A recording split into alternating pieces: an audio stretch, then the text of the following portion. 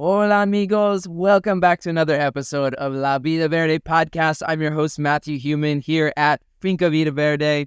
My guest today is my friend Elvi of Bosque Ayurveda. Elvi is an Ayurveda health practitioner, Ayurvedic health practitioner, and massage therapist. She was born in Uzbekistan during Soviet rule and during the fall of Soviet rule, and she's currently residing in the Machuca Valley. She's one of my neighbors. I love Elvi. It's going to be a great conversation. I hope you enjoy.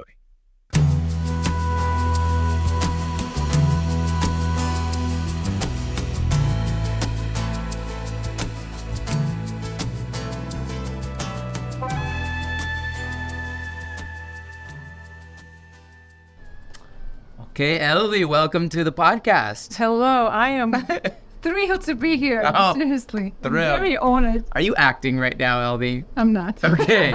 I asked this because Elvi is one of our local actresses in the Teatro de la Tierra, or the old Teatro de la Tierra. Yeah, inspiring, or rather student actress. Student actress. The actress, yeah. One of my favorite things about you, by the way. Oh. Okay. So Elvi is my neighbor in La Covia. Yeah. And but there's a lot I want to talk to you about. Particularly, we want to get to the Ayurveda because that's one of your biggest passions in your business as well. But I want to ask you about first, if you'll start with growing up in Uzbekistan. Oh yeah. Because I'm super curious about. We had Karina on. She grew up in the Soviet Union as well, in Poland. So I'm curious if you would share a little bit about your history. Yeah, absolutely. Yeah. I feel like I restarted my life 3 times. So the first time was in Uzbekistan. And it was at the time of Soviet Union, 1980. This is the year I was born. And I lived all my life there like a hamster in a cage because I always knew this is not where I need to be. And I always wanted to escape. And I made so many attempts to escape. I wanted to go to Moscow. I wanted to go to London. I was trying to look for the job externally outside of the country and go study. And I was applying to universities. And somehow everything was falling through until when I turned 25, I hit the jackpot. The jackpot. At 25. I hit the lottery. I actually won green card lottery. And I was able to immigrate to United States. Well, yeah, I'm curious about, like, what was that?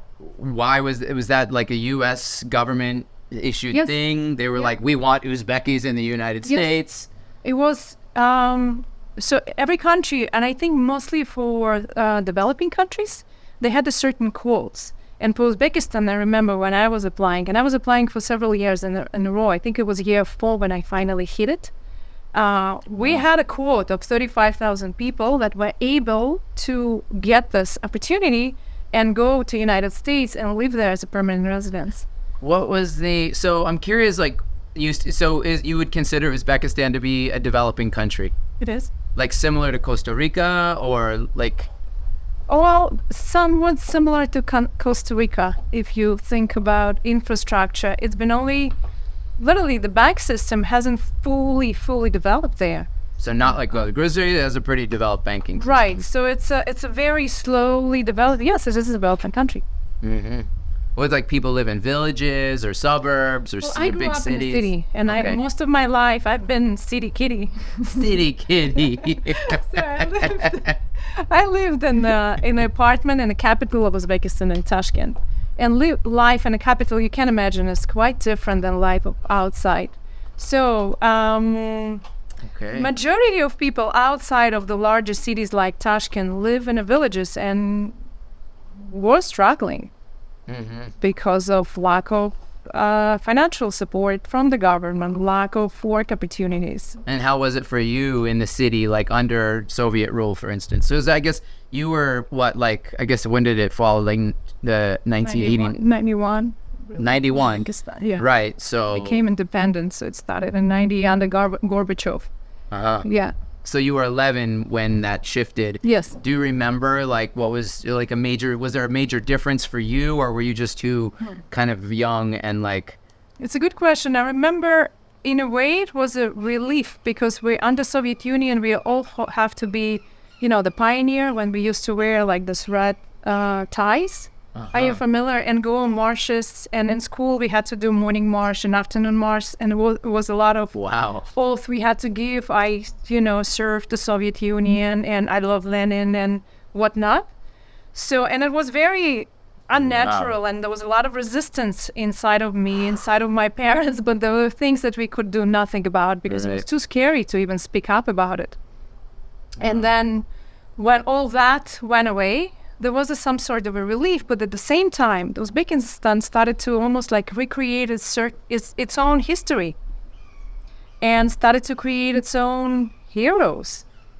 And a lot after that, and a lot of what Soviet Union brought was almost like forcefully erased. The books were erased, and then all of a sudden they said, okay, we no longer use Cyrillic alphabet, we're going to switch to Latin alphabet, and they forcefully started to change the alphabet that people used to use. The Cyrillic would be like the Russian lettering. This is the Russian, yes, this is something that Russians brought with them. They did in fact educated a lot of people that lived there, but it felt very forced. And now that we became independent in 91, all of that was like trying to be swept away, and they're like, we have our own history. Yeah, what was the history of Uzbekistan? Just like briefly, because I don't know anything about it. I'm so curious about it because it's like this, to me, it's like I've never heard of the name of the capital. You said, was it? Tashkent. Tashkent. Yeah. I've never heard of it before. Yeah. It's like kind of this country that not many people know about. Yeah. So years and years ago, there was like a large state, which was called Turkestan. Turkmenistan. Turkestan, Turkmenistan. And then they had different, how do you call them? They call them as like Khan. It's similar to Tsar in Russia, but they have like leaders in their own estates. And there was one leader whose name was Uzbek. He had his own estate. Okay. And because of his name, his estate was called Uzbekistan. And Uzbekistan, in fact, is one of the youngest states in that region overall. Oh, very interesting. So it's kind of like a serf feudalist almost. Right. Like, it's so interesting. Okay, and mostly like, what'd you say, farming? Like, agriculture is the main. Agriculture. Yeah, agriculture, very known, our area, Uzbekistan, known for growing cotton. Yes. What about your parents? What kind of business, like, can you talk about this? This is not okay. I'm just curious. Okay. No, totally fine. Not secret. I'm curious about So my parents. And then we'll move on. I'm sorry. I'm so curious about it. This is what I love about your podcast. It's like you get to know people you live with, neighbors. I was fascinated when I was listening to your podcast about Gustavo. I talked to him so often and I didn't know anything about his life. So true. Now you all know. So yeah. My parents did? Yeah. What did they do? Well, my father was an engineer, mechanical engineer. Okay. And my mom is. She has retired, but she's a musician. She's a piano teacher. Yeah. Yes. Oh, I love that. See, of course, I never would have known this had we not done this, because you never would have told me. No. Because you were rebirthed. So you lived, but why were you trying to get out? Why do you think you wanted to get out? Well, Uzbekistan was quite chauvinistic country, and you have to have strong survival skills. You need to have strong network, especially as a woman, to get a good job, and you're not truly valued for who you are as a woman, right? And there was this devaluing of the overall femininity as like second sort of human, which always bugged me. And you think that's cultural, or is that religious, or both? It is probably both. Yeah. What is the main religious makeup of Islam? Islam. Yeah, I grew up in Muslim traditions. Oh, I totally never knew that either. Wow, look at all this new information. Exciting. It makes sense, though. I mean, of course, like Afghanistan, Uzbekistan, all that kind of middle. This, what do you call that? Central Asia. Central Asia region. I no longer associate myself with Islam. Right. I don't consider myself religious, but all the traditions that I grew up with are very close to my heart. I'm very well familiar with all the holidays. Very cool. Okay, so you grew up that way. You wanted to leave to find more opportunity. And you were 25. Yes. Had you studied before then or no? Yes, I already graduated I got my bachelor degree in English. And I worked Of course, you speak great English. Thank you. And I worked for a British company. I worked for British Airways for the last few years. British Airways? British Airways came to Uzbekistan. I was one of the first employees on the station. We helped to establish the whole station at the airport. At some point, I became an airport little British Airways station manager, and there was a lot of excitement. Wow. That gave me opportunity to travel, and that was the first time when you work for airlines give you free tickets to travel. I know, yeah. This was the very first time when I came to US for Christmas to see my friend for like a week. US was never on my list of countries to immigrate. No. Ever. No. I wanted to go to Europe or Russia. But London, you said. Yeah, not US. Uh-huh. And I'm like, but I'll come for Christmas. And so I came, and I honestly fell in love. It was beautiful. It was with the country, with the culture. I mean, I saw New York. So the freedom, the opportunity, the people, the energy, very high. And I'm 25. I want to do things. So it was very exciting. And yeah. So what did you do when you immigrated, you got your visa? How did you kind of make ends meet in those first years? Like working still? So is there more? Well, I'm sorry. I feel like I'm treading on. So this is my second birth, I can say. Okay. That, right? I came to US. I do speak English, but not as fluently. And the culture is new. Relationship with people is very different, and how people relate to each other is very different. Yeah. And all of my values, my education, my work experience, it didn't matter. So I kind of had to start from scratch. I lived in a studio apartment in Brooklyn with another roommate who was a pole dancer in a club. Uh-huh. It was fun life. Did you dance? No. She tried to recruit me, but I didn't. But I worked. You are a performer. This is, you would make sense. I wasn't back then. Oh, no? Okay. No, I wasn't. So I worked as a babysitter. I was selling diamonds on 42nd Street. Wow. 47th Street. Where all the... In Manhattan, where all the jewelry stores. Yeah. So I was doing that to survive. And then eventually, none of it provided enough for me to sustain myself financially.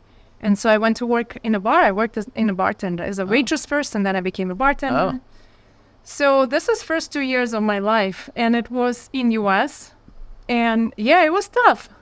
Fun and tough at the same time. But was New York expensive as probably less back then? Probably less, and I lived in Brooklyn and in tiny places, but still it was quite expensive comparing to Uzbekistan, because I came with, I think I had $700 in my pocket. $500 I gave for the apartment, and I had $200 to survive on. Which in Brooklyn, you would never find an apartment for $500 nowadays. Well, yeah, we shared the studio back the days. So. but yeah, and also inflation and all that, of course. Yeah, but for sure. Wow. Okay, so interesting. And then how long? Yeah. So then, how long was it before you met Anton? Because you met Anton there, right? I met Anton in New York. He came in almost like a second part of my life. The new part. So at some point I got tired of being, burning myself, trying to survive. I really wanted to study and have a professional career as I had before. Mm-hmm. And so at some point when I gathered enough money for the education, I applied and I decided to go for a new career. And this is when I became... Right. I went to study human resources management. Right. And this is about the time when I met Anton, right in the middle of my studies. I think it was year 2. I was in the master's program. He came along. It was totally random. Wow. Then that's my father also was a human resources manager. That was So I've had a lot of people in my life, which is ironic since my name is Human. Right? Managing my resources is a full-time job. And you're welcome to manage my resources if you want. I need some help with it actually right now. Actually, with humans. Just kidding. Okay, so So did you work doing human resources, or you were in school and then you met Anton? I was in school. I was still bartending because I need to pay for school. And then at the very last year, I started to apply for jobs. Mm-hmm. And yeah, when I met Anton, I think this is about the time when I already had my first job in a huge consulting company in US. And yes, daytime working, nighttime studying, and then Anton came along. Yes. And for those of you who are watching and listening and don't know, Anton is Elvi's amazing husband. Amazing. Who I love Anton. I love him too. Yes, we share this in common. So yes, we're shouting out Anton today. Anton. So you met him, you said you met rock climbing. Kinda. So we met him randomly. We had a common friend who... Who's we? You met, right? Yeah, we met. Okay. We had a common friend. He introduced us to a party. It was like a musical camping party in Maryland on the shore. It was like very... Maryland. Uh-huh. So I came... Like a hippie gathering? A little bit hippie gathering. Yeah. Anton's also from Russia. He's also... What do you mean also? Well, he is from Russia, which was part... Anyways, yeah, Anton is Russian. You had a common language. Yes. Exactly. So, yeah, so we met, but nothing. I mean, we just saw each other, introduced... We connected. At that time, Facebook was very popular. So we connected on Facebook and then went our ways, And then one day... I saw a post by Anton on Facebook that he was looking for a rock climbing partner. Cool. And this is something I wanted to try for like years. So it wasn't that you were actually after Anton? Not at all, no. You wanted to rock climb? I really wanted to rock climb. I responded, and well, apparently I was the only one who responded to that post. Okay, well, as fate would have it. So yeah, we became rock climbing partners. Mm-hmm. We were just friends. We were climbing together. For about a year. We were both single, though? No, we were in relation, in and out. In and out, yeah. Dating, yes. Mm-hmm. We were really good friends. You helped talk to each other about relationships and stuff? Did you support each other through? Yes, Anton did. Oh, yeah, I was heartbroken at some point, and Anton really gave me some. Oh, he's a sweet guy. I know. He is. So, yeah, and then at some point, it just flipped. It flipped. You fell in love. We fell in love. Anton keeps saying that it's because he, for a year he was watching my butt as I was climbing up. Of course. Well, who wouldn't fall in love? I mean, come on. So, yeah. Okay. And then, so you two stayed in New York for a while, and we were in New York for... I don't know how many years, 12 years together. 12 years. Yeah. And then couple kids. Kids came, and this is my third rebirth. Okay. Right? So children, my biggest teachers, gurus. Mm-hmm. I'm going to cry right now. Well, you can. It's okay. I love them, but really they're the biggest pivoting point in my life that caused transformation because they truly forced me they truly fostered my personal growth. Yeah. Right? I think I was in denial until they came. It's so interesting, Elvi. When I first met you, this impression I had of you was super quiet and very stoic. And then we played Cards Against Humanity. And I remember that, and I was like, and you won, actually, as I recall. And I was like, wow, this lady is going to be my friend. Yeah, I have a lot of aspects. I love it.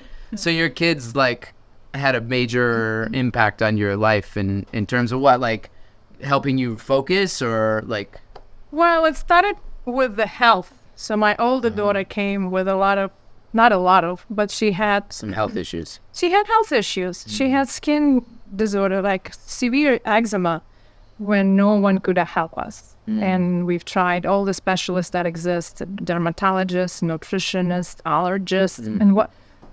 But I couldn't get a good answer.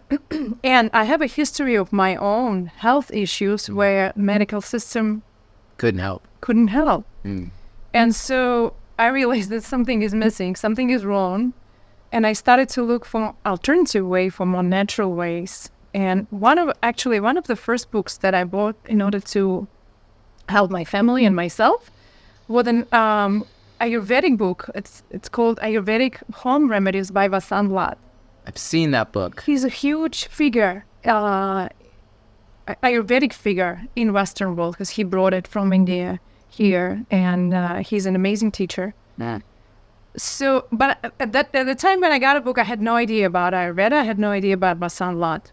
But the book became Bible. I still use it to date. It's been, I don't know how many years I have it. Like you use it as a resource. I use it as a reference, as a resource. As I need to look up what herbs to use. Or did you use that to help heal your daughter's to heal my skin? I started there.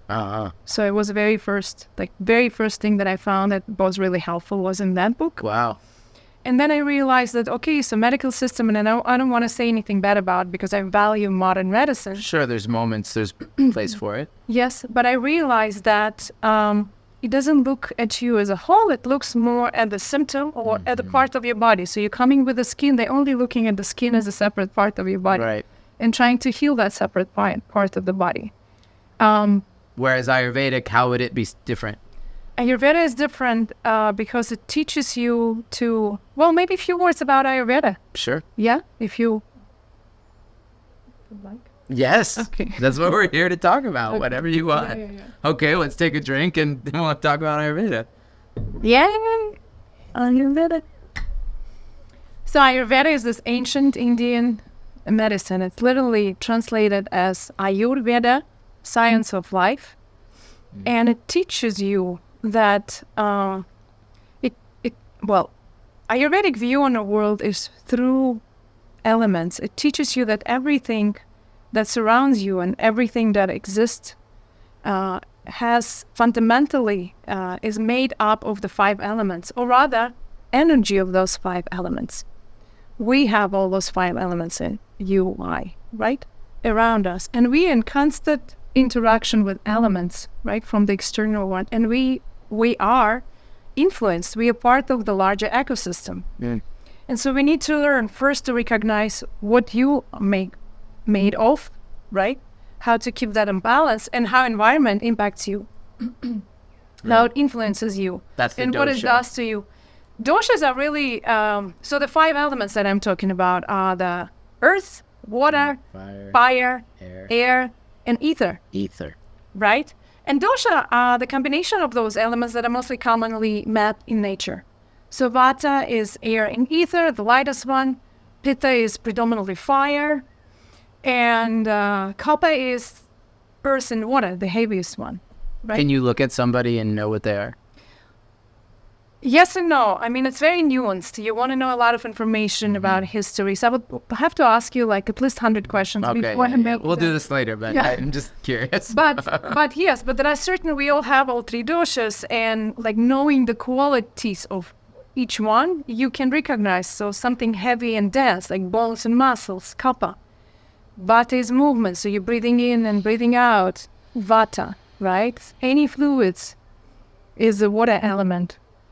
Which is essentially kapha as well. And any processes that require metabolization, processing, is fire, which is pitta. And so once you know your makeup, doshic-wise, elemental-wise makeup, you start knowing your tendencies. You start recognizing your strengths and weaknesses, right? And you also recognize the elements and the doshas around you, and you start feeling. Ayurveda teaches you how you interact with the environment and how it impacts your state of being. And then you learn what do you need to do if something goes out of balance. For example, if you have a lot of fire in you and you have a long walk under the sun, obviously that fire will expand. So Ayurveda is giving you tools on what to do in order to bring that back in balance. How to interact from your own personal makeup. Exactly. Interesting. Okay. And so do you mind asking, like, how did you heal how do you think it worked? So going back to holistic approach, Yeah. right? So everything is interconnected. You cannot, usually when we come to the doctor with particular symptom, it's already final stage of the disease. In Ayurveda, when it comes to physical body, all the diseases start in your digestive system. So this is the headquarter of your 3 doshas. And then when something is causing you to go out of balance, it accumulates, and then starts overflowing into your body. And then finds a weak spot. If it keeps accumulating, if you keep doing something that is causing imbalance, it hits the weakest point in your body and manifests in the form of a disease. So for my daughter, eczema was the final stage, and healing the skin wouldn't work. I had to actually look back into her diet, change it completely. Even though she didn't have any allergies per se, per test, but when we changed her diet entirely and changed her routine, it was gone. It's amazing. Over the course of a few months, she was healed. And it was all based on the principles of Ayurveda that you had. Yes. Wow. And with her, I was healed. Because kids often reflect what we need to address in ourselves. And as I was changing her diet, I changed my diet. And then all of a sudden. Were you very like standard, like were you eating like a standard American diet at that point, you think? I was never eating standard American diet. I always had like weird relationship with food growing up. I had weird relationship with my body image because I always thought I'm very, overweight, and I had image issue. So I was on all sorts of diets you can imagine. I've tried. I don't know. I don't even want to list. It's okay. One of the last one was a raw vegan diet. Oh, I've done raw vegan. I've been there. Yeah, and it didn't work. How does that work with your dosha? I was gonna say. Horribly. Horribly. It really failed. I felt horrible. So whenever I meet somebody who's like and you know this from being raw vegan, like I'm sure people that are raw vegan fanatics, they want everyone to be on the board with them. Like, if you eat this way, you're going to be healed. And it's like, it just doesn't really work well for everybody. No. And certainly not in a long term, maybe for a cleanse, but definitely, So Anton and I we did it together, and he was totally fine. He actually felt great, but I didn't. But then through Ayurveda, I learned why. We have very different weak spots. We have very different tendencies. We have very different doshas at play. So for him, it was okay. For me, it was not. And then later, I understood why. And so, so Ayurveda recognizes that each one of us are very unique, and there is no one-size-fits-all approach to anything, really. And there's like a questionnaire to obtaining that information? Yeah, there are quizzes, and normally there are questionnaires. When you come to work with a practitioner, they're going to ask you a lot of questions, but they also will look at you, will hear how you speak, how you look, and how you smell, maybe touch your skin, touch your pulse. All of that is taken into consideration. Wow. So are you trained to give like Ayurvedic nutrition counseling? Yes. So as I was exploring Ayurveda for my personal needs, I realized that I want to learn more about it. And then I found a really strong school in California, and I applied for the program. And I have... What was the school? California College of Ayurveda. Okay. Yeah. Where is it based? In Nevada City. Right, in Nevada City. Yeah. Right. Okay. Yeah. Right. Yeah. So I've graduated with the first level. I went through the internship, and since then I've been practicing as a practitioner. Nice. But then, it's such a vast system. It's almost like an astrology, like you'll never end learning. So I applied for clinical studies. So now I'm at the very tail end of my clinical studies in Ayurveda. And then, I don't know, maybe I'll continue, maybe not. Have you been like working with people locally at all? Have you had any clients? Most of my clients are from US and online. But I am starting to spread the word in the local community. Yeah, it feels like it's a different approach. That's very different approach. People here are much more conscious, are more connected to themselves, and already have a lot of healing modalities. So I need to find a right approach to introduce them. Hopefully, this may be it. I mean, people and our neighbors who are watching this maybe are going to learn more about it. Like, this is the most I've really studied about Ayurveda. It's not something that, I've been around it my whole life, or like my adult life, but I love Indian food and I love, but the Ayurvedic approach to healing is totally interesting. It's interesting. But it's very intuitive and very common sense once you get to know it. Yeah.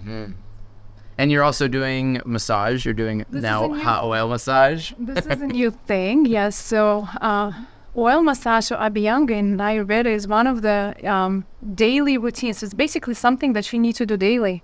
Apply skin, and Ayurveda loves oils, because it's nourishing, it's very protective. And so I've been doing it on my own, and then I realized, I want to learn it. I have this tendency, like when I like something, I want to learn a little more about it.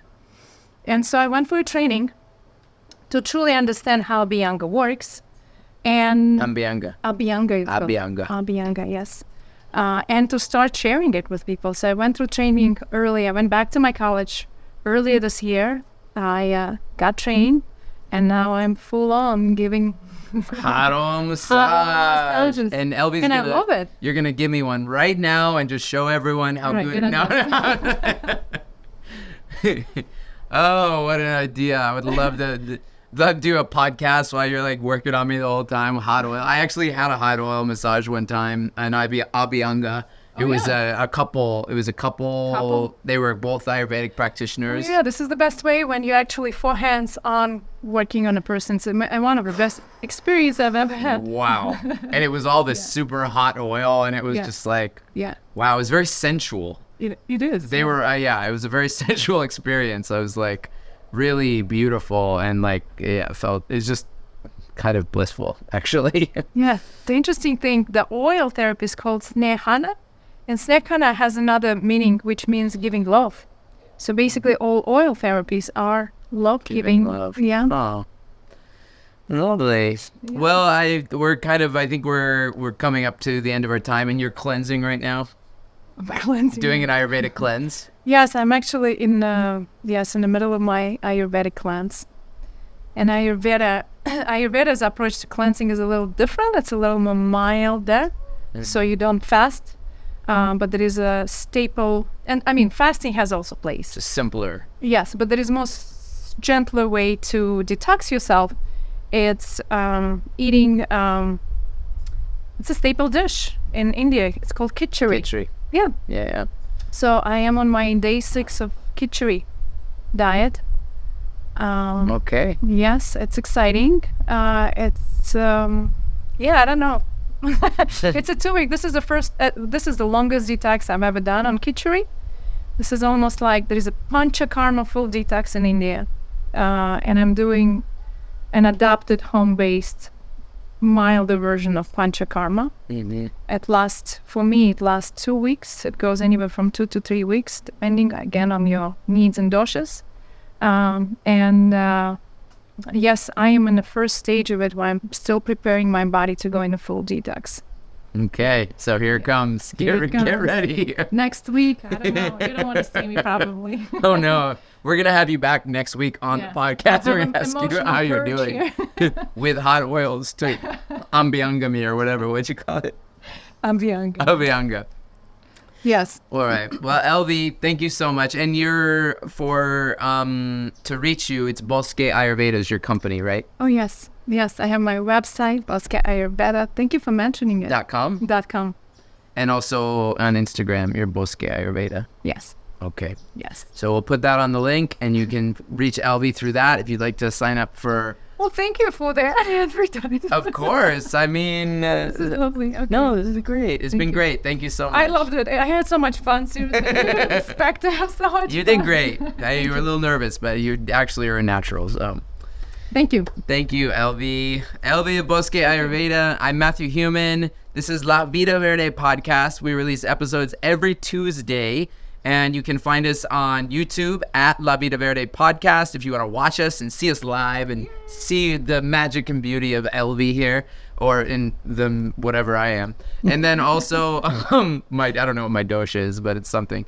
And then we are on Instagram at Finca Vida Verde CR. You can catch us on Spotify. You can catch us on Apple Podcasts. We have a Patreon. We would love your support. These things cost time, energy, money, and they're really fun to do, but we could use your support. That's patreon.com/La Vida Verde podcast. And we release episodes every Tuesday. I said that already, so that means it's time to go. Much love. Pura vida. Thank you so much. Ciao.